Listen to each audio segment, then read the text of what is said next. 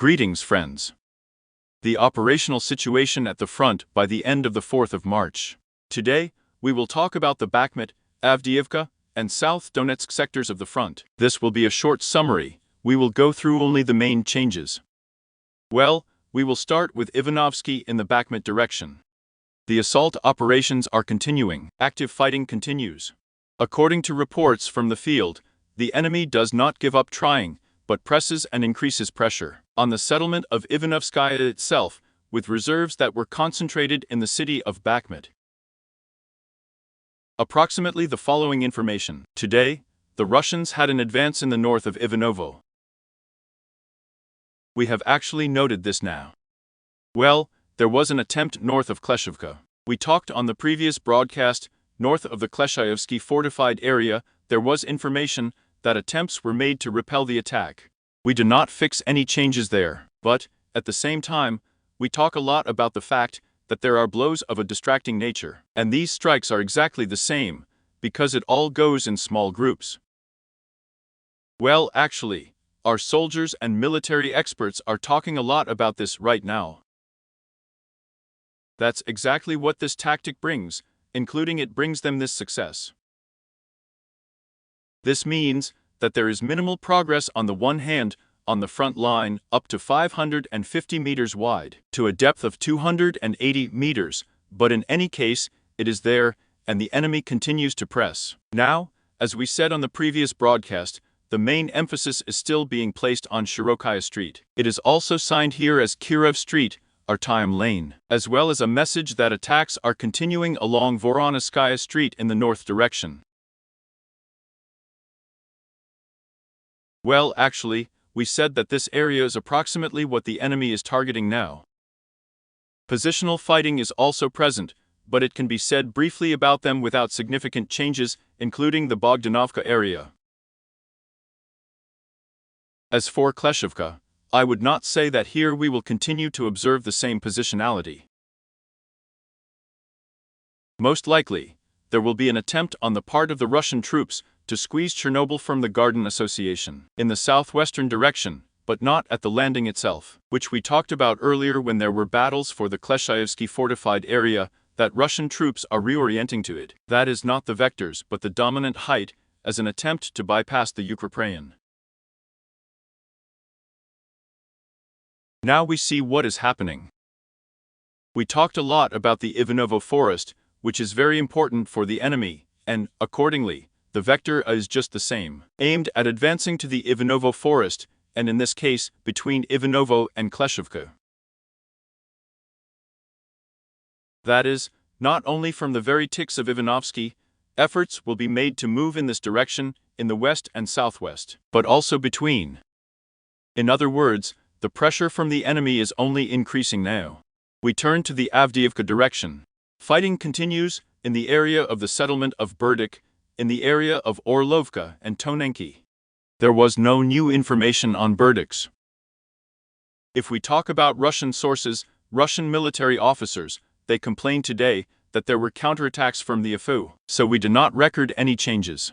As for Orlovka, so there are fights going on for a multi-story building on Yelagin Street 12. They go as they go. They walked in the afternoon, after lunch. We said this on the previous broadcast, that the vector of attacks is just the same building, which is understandable without that. And by the afternoon, there was already information that the fights actually went for him. Why? The enemy is pressing from several directions now. This is both Mira Street and Ilagin Street. Therefore, the main goal is to knock out the creation of a multi-story APU, well, and continue offensive actions. As if we do not fix significant changes.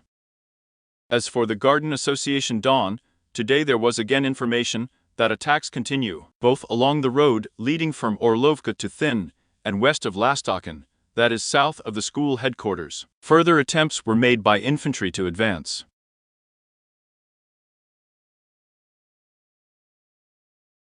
That is, everything within the limits remains in the gray zone for now. They came out of their control zone, respectively, to the intersection. Then, they were thrown back to their original positions, which are in the red zone south of Orlovka. At the same time, it is difficult to say that now there will be an attack on the Garden Association immediately. There is also a field reservoir. They can try to gain a foothold on it, and then, having transferred additional forces, attack. In any case, the attack vector is exactly a garden partnership, not so much a thin one. On a thin one, information also came that very heavy fighting was continuing. There are very serious attacks coming from both sides. But so far, the situation is the same as it was before. There is an order, as reported from the field, 35 to 40%, let's say, of the settlement is controlled by the APU. The situation in this sector of the front is very, very difficult right now.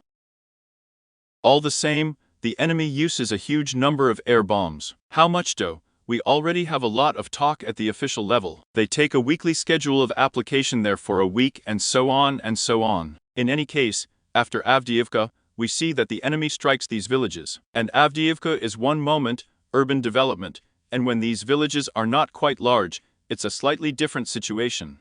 Therefore, it is extremely difficult to conduct defense. And we move on to the South Donetsk section of the Novomykhailovka front. Yes, this is a really short summary we have. It means that assault operations are continuing in Novomykhailovka. There is a lot of information coming in today. Actually, we said on the previous broadcast that the enemy's attack vector may not be the central building, but try to break through to the north, that is, approximately along this area, yes, in order to force the VSO to retreat from a number of positions. And the vector of attacks from the Russian troops was not in the direction of the church and multi-story buildings, but an attempt to break through to the north. But, at the same time, we are seeing changes taking place in our eastern part and in the southeastern outskirts. It means that here, on a front section up to 750 meters wide, they have advanced to a depth of up to 200 meters. The situation looks something like this. And it should be added that the enemy has intensified attacks. Attacks are not only from the south, attacks are also coming from the eastern part, respectively along Centralnaya Street, along Shevchenko Street, but, unfortunately, Timoryazov has already taken part of it. This is according to information from the field. The enemy has really engaged serious forces now. We said that just the same, they hope to pull up from the south. Well, in general, all the necessary measures are being taken by the APU to stabilize, at least to stabilize the situation in this locality. Well, and counterattacks are carried out accordingly. There are still a number of attacks in general on the South Donetsk sector of the front. This is south of Novomykhailovka on both sides, but they do not have a positional character by the end of the day without any changes. Today, there was a lot of information on the Kurakovsky direction, on Krasnogorovka, but there was more that did not correspond to reality than something significant. In other words, there are attempts to improve the tactical situation on the Russian side, but we have not recorded any changes regarding the wording. Although there are a number of osinters, which, on the contrary, add red light to Krasnogorovka even more. There is such a moment.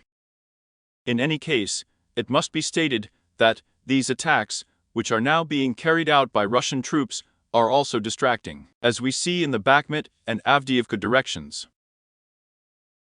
Somewhere it is possible to restrain, somewhere, unfortunately, it is not. This is the information we have by the end of today.